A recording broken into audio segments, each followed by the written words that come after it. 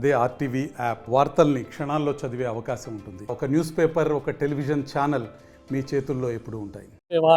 ఖమ్మం జిల్లా కూసుమంచి మండలం కూసుమంచి గ్రామం నందు స్వయంభూ వించేసినటువంటి శ్రీ రామలింగేశ్వర స్వామి దేవస్థానం నందు కార్తీక మాసం సందర్భంగా ఈరోజు కార్తీక పౌర్ణమికి భక్తులు అధిక సంఖ్యలో పాల్గొన్నారు.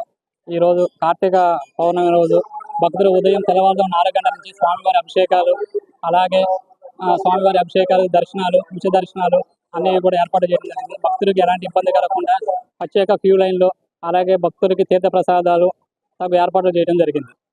ధన్యవాదాలు. Thank you. ఖమ్మం జిల్లా కూసుమంచి మండలం కూసుమంచి గ్రామంలో గలటువంటి గర్భేశ్వరాలయం చాలా ప్రసిద్ధమైనటువంటిది. ఇది కాకతీయుల కాలంలో నిర్మించబడినటువంటి శివాలయం. ఇది రాష్ట్రంలోనే కాకుండా దేశంలో కూడా ఉన్నటువంటి శివలింగాల్లో అతిపెద్ద శివలింగాల్లో ఇది మొదటిది. దీనికి బ్రహ్మసూత్రం చేయబడినటువంటి శివలింగం కాబట్టి దీనికి వివిధ రాష్ట్రాల నుంచి, అనేక జిల్లాల నుంచి కూడా ఇక్కడికి అనేక మంది భక్తులు ప్రత్యేకంగా శివరాత్రికి, అదేవిధంగా కార్తీక పౌర్ణానికి పెద్ద ఎత్తున జనాలు వచ్చి ఇక్కడ పూజలు చేసుకుంటూ ఉంటారు. ఇక్కడ పూజించినటువంటి కోరికలు ఏవైతే ఉన్నాయో అది కూడా మళ్ళీ రాబోయే శివరాత్రికి కానీ, మళ్ళీ రాబోయే పౌర్ణమికి కానీ తీరుతాయనేటువంటి ఒక అభిలాషతోటి పెద్ద ఎత్తున జనాలు వచ్చి ఇక్కడ ఈ ఆలయంలో దర్శనం జరుగుతూ ఉంటుంది. కాబట్టి భక్తులందరూ కూడా ఇంకా పెద్ద సంఖ్యలో తరలి రావాలని, దానికి సంబంధించినటువంటి ఏర్పాట్లన్నిటి కూడా ఈ ఎండోమెంట్ వాళ్ళు కానీ, దేవస్థానం వాళ్ళు కానీ చాలా చక్కగా చేస్తూ ఉన్నారు. భక్తులు కూడా చాలా క్యూ లైన్లో క్రమశిక్షణ తోటి ఇక్కడ దేవ దర్శనం చేసుకోవడం జరుగుతూ ఉంది. కార్తీక పౌర్ణమి నాడు ప్రతి కార్తీక పౌర్ణమికి ఇలాగే ముట్టిస్తాం. మేము ప్రతి సంవత్సరం ఇట్లానే ముట్టిస్తాం.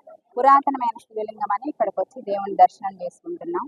ఇక్కడికి వస్తే మంచిగా అనుకున్నది జరుగుతుందన్న నమ్మకంతో ఇక్కడికి వచ్చినాం.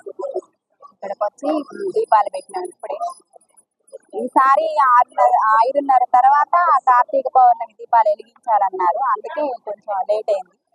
లేకపోతే పొద్దున్నే 3 కల్లా దీపాలు పెట్టడం అయిపోయేది. ఇప్పుడు దేవుని దర్శనం చేసుకోవాలి.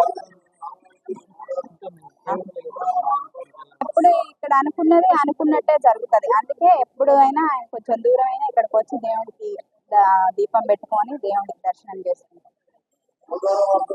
మరిన్ని వీడియోస్ కోసం ఛానల్ ని సబ్స్క్రైబ్ చేయండి. లేటెస్ట్ అప్డేట్స్ కోసం వాట్సాప్ ఛానల్ ని ఫాలో అవ్వండి. ఆ లింక్ డిస్క్రిప్షన్ లో ఉంది.